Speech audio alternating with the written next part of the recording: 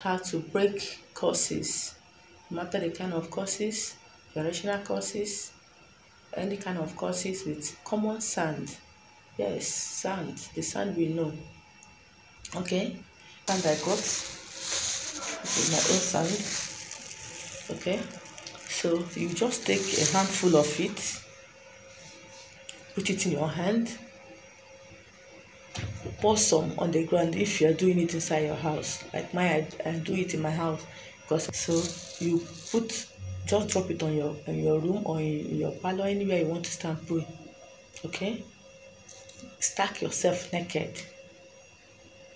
Yes, pour a little on the ground, stand on the stand, put some on your hand.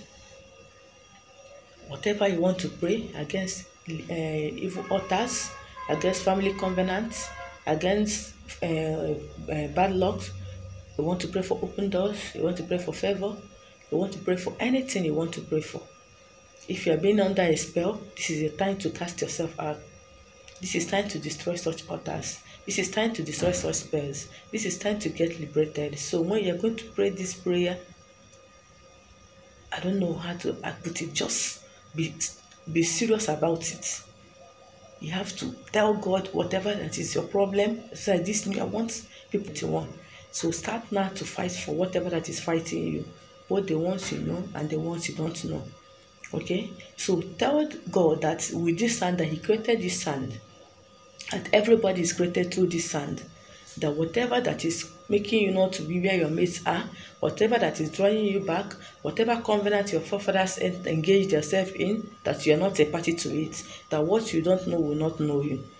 The ones you did by yourself, tell God to deliver you, that He did it unknowingly, you did it without knowing the implications, that He should wash away your sins through this sand. He should liberate you through this sand. After doing that, after praying, if you're a Christian, you back it up with Psalm 109, Psalm 51, Psalm 23, Psalm 121, and Psalm 124. You can do this for 3 days. Okay? Maximum is 7 days, but you can do it, the minimum is 3 days. You can do it in the morning or in the midnight. If you are those that cannot wake up in the midnight to fight your battle, please do it anytime. Just do it when you know that you're alone in the house, and watch how God is going to fight your battle. Do it and let God take permanent control in your situation. Thank you for watching the video.